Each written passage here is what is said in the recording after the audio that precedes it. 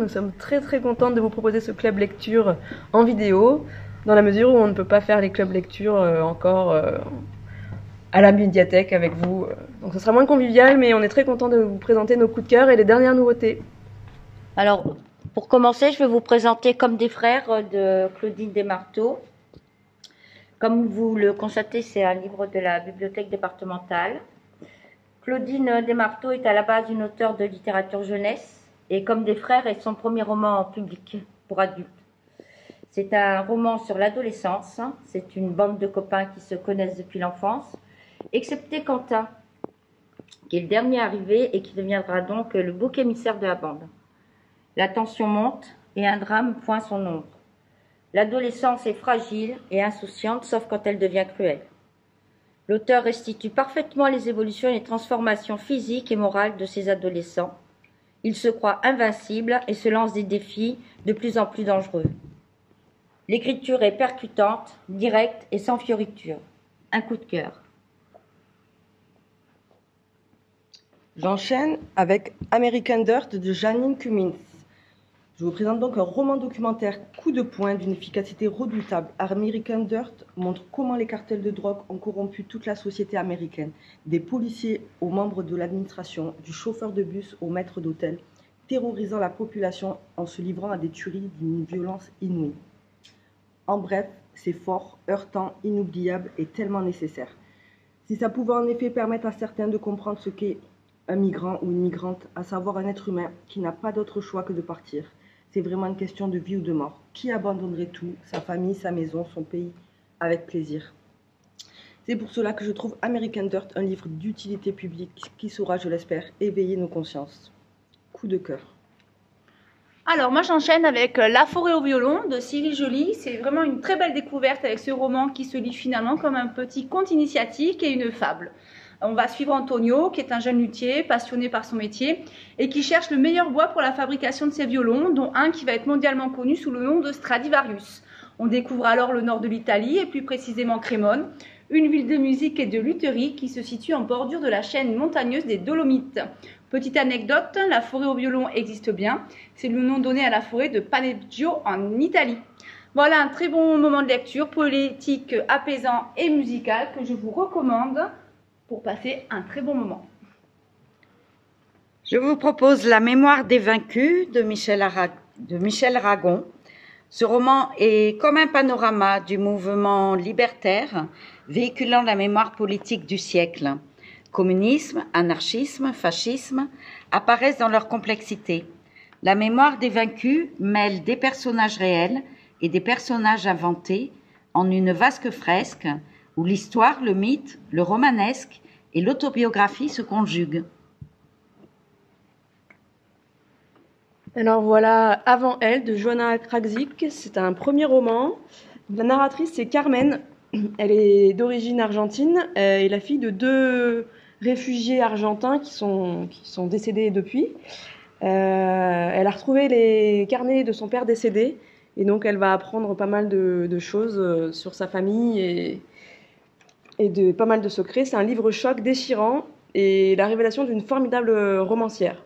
Un premier roman d'une maîtrise et d'une puissance incroyable à découvrir absolument. Je poursuis avec La Belle de Jérusalem de Sarit Yishelevi. C'est également son premier roman. Gabriella Sitton est une jeune fille qui a un très fort caractère et s'oppose régulièrement à sa mère Luna, qui est dite La Belle de Jérusalem. Après une énième dispute avec ses parents, Gabriella va se réfugier chez sa tante Raelika. Cette dernière va tenter de réfréner ce caractère fougueux en lui racontant l'histoire familiale et plus précisément sur les femmes de la famille Hermosa et leur malédiction, à savoir qu'aucune femme ne se marie par amour. Grâce au flashback, nous découvrons Mercada, l'arrière-grand-mère, Rosa, la grand-mère et Luna, la mère. C'est une saga familiale intense et passionnelle sur les us et les coutumes des familles juives. À travers ces 3 générations, on découvre Israël aussi bien sur le plan historique que politique. L'auteur a réussi à me transporter totalement. C'est un gros coup de cœur.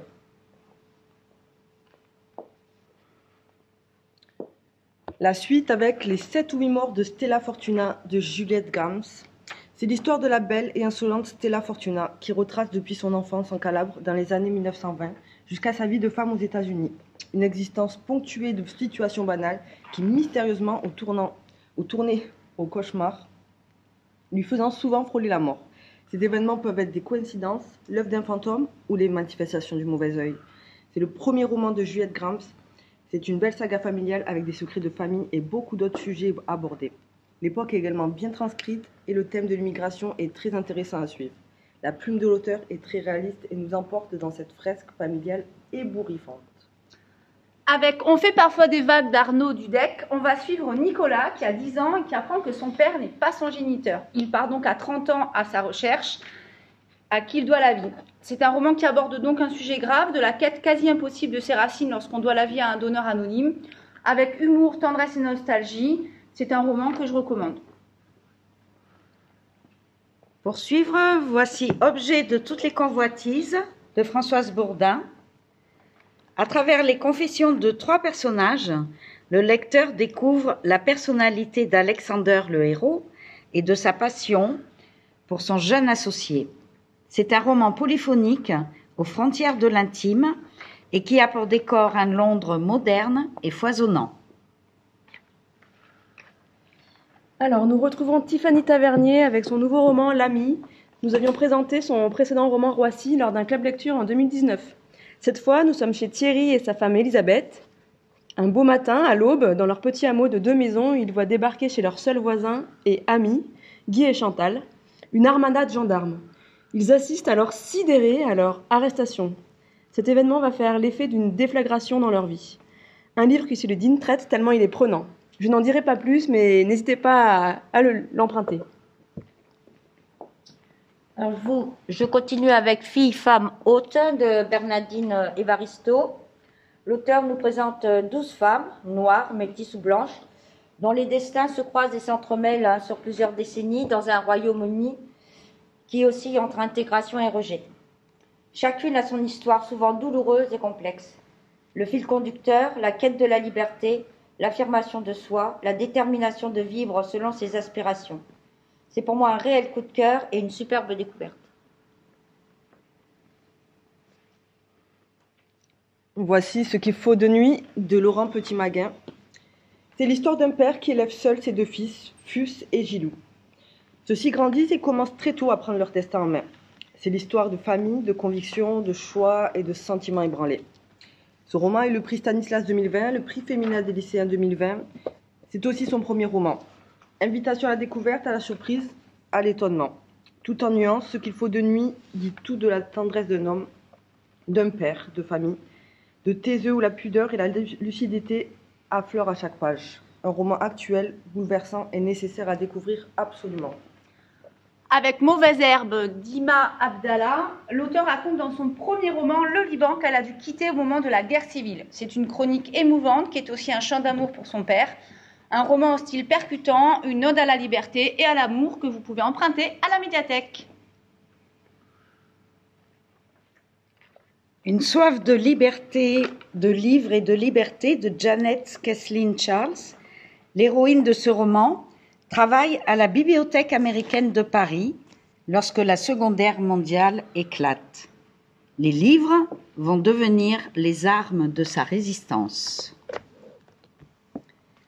Alors, je vous présente Le Passeur de Stéphanie Coste. Encore un premier roman, encore un coup de poing. Dans ce roman, on suit Seyoum, qui est l'un des plus importants passeurs de la côte libyenne. À Zouara, face à l'île de Lampedusa, il fait embarquer sur des bateaux de fortune des hommes et des femmes qui rêvent de jours meilleurs. Seyoum se contrefiche de ces cargaisons de Soudanais et d'Érythréens faméliques qu'il trimballe de camions en bateaux pourris et envoie à la mort en leur soutirant leurs espoirs et leur argent. Tout ça, c'est du business. Il se moque pas mal qu'ils arrivent sains et saufs en Europe. L'essentiel reste la liasse de billets qu'il dépose dans son coffre à chaque nouveau départ. Voilà, donc vous l'avez compris, Seyoum, c'est une ordure, mais jusqu'au jour où son passé le rattrape en s'incrustant par surprise sur un bateau en partance. C'est un très court roman qui se lit d'une traite, sans pouvoir reprendre son souffle. C'est magnifiquement écrit, c'est percutant, c'est juste et intense. Il vous laissera la gorge nouée et le cœur serré. Alors, La mer d'Eva, ou 218 pages dans les entrailles d'une mer. Une mère qui souffre de voir son enfant refuser le corps qu'elle lui a offert, mais qui, plus que tout, veut son bonheur. Alors qu'elle attend près du bloc opératoire que sa fille Eva subisse l'opération qui la fera devenir Alessandro, elle se souvient. Elle se souvient de ces 18 dernières années passées à côté de cet enfant, ensemble, liés, déchirés, ennemis et si proches à la fois. Elle s'interroge sur ce qu'elle a bien pu rater pour que sa fille veuille devenir homme. Cette fiction traite d'un sujet important, celui de la dysphorie de genre. Cette introspection maternelle est criante de courage et d'amour. C'est poignant, excellemment bien écrit, juste. Je vous présente La laveuse de mort de Sarah Omar. Alors, La laveuse de mort est un roman violent sur la vie d'une enfant puis d'une jeune femme exposée à l'extrême. Je suis restée rivée au livre avec deux sentiments, l'épouvante devant les monstruosités faites aux femmes et l'admiration devant l'attitude de deux héros positifs. C'est l'histoire de la mère de Frems, née au Kurdistan en 1986, fait tout pour protéger d'un père violent qui menace de la tuer car elle n'est pas un garçon. Heureusement, les grands-parents maternels la recueillent et l'élèvent avec amour. La préservent des menaces psychologiques et physiques qui pèsent sur elle dans un pays tourmenté, qui reste une grande épreuve. Alors, le parfum des fleurs la nuit de Leila Slimani. Alors, c'est pas la suite du Pays des autres qu'on attend bien évidemment, mais c'est écrit dans la collection Ma nuit au musée, qui en fait rassemble les grandes plumes de la littérature française autour d'un challenge littéraire et culturel à relever. Il faut passer une nuit seul dans un musée de son choix et en produire un récit. Alors, c'est forcément Leila Slimani qui a été élue cette fois-ci et elle choisit un musée au cœur de Venise. C'est vraiment un texte d'une très grande sensibilité, super bien écrit, où l'auteur se laisse vraiment aller aux confidences. On est vraiment très proche avec elle. On a l'impression de passer un petit tête-à-tête intime avec le lecteur le temps d'une nuit. Pensée très personnelle qui me montre aussi un côté vulnérable de l'écrivaine que j'ai beaucoup apprécié. Je le recommande, il est vraiment super. Entre l'art et l'écriture, un coup de cœur. Le rêve de Marie-Élise d'Antonin Malraux. Un jour, une jeune fille, dans un square, rencontre un paysan retraité. Ensemble, ils vont observer une scène de la vie quotidienne. De là, leurs échanges et leurs confidences changera le cours de leur vie. C'est comme un petit bout de famille qui vous tombe du ciel. Alors voilà L'enfant parfaite de Vanessa Bamberger. Alors c'est l'histoire de Roxane, élève de première dans un lycée d'excellence. Ce roman nous raconte l'adolescence d'une génération qui subit de multiples pressions. Pression de la réussite scolaire, pression sociale, celle de la popularité, des bandes, des premières amours, pression de l'image, de l'apparence, qui transforme en moindre drame un bouton d'acné, non c'est l'inverse, qui transforme en drame le moindre bouton d'acné, pression des parents, enfin. C'est un roman parfaitement bien rythmé, qui sonne toujours très juste, et qui est remarquablement bien construit, avec une tension qui va aller crescendo. C'est convaincant et captivant. Je poursuis avec les Ossenberg et les Bernstein. Ce roman met en scène d'un côté les Bernstein, une famille de juifs américains des années 90 qui est spécialisée dans le commerce d'occasion, et de l'autre un obstétricien de renom, Jacques Oxenberg, dans la Roumanie de l'entre-deux-guerres. Quand la riche Dora Bernstein et son fils Ben se rendent à Yazı, berceau de la culture roumaine, les deux histoires nourries de secrets de famille se rejoignent. L'auteur a su magnifiquement mener cette fiction basée sur un fait historique plus qu'horrible. Il s'agit du pogrom de Yazı en Roumanie qui a eu lieu en juin 1941. Le tout raconté sur un ton humoristique très caustique. Un énorme coup de cœur pour ce roman d'une sensibilité extrême où l'ironie et l'humour permettent de décrire l'indicible. J'enchaîne avec Les Impatientes de Djaïli Amadou Amal. Ce n'est pas un roman, on pourrait dire que c'est un documentaire romancé sur ce que vit toute jeune fille à qui on répète sans cesse un seul mot, patience.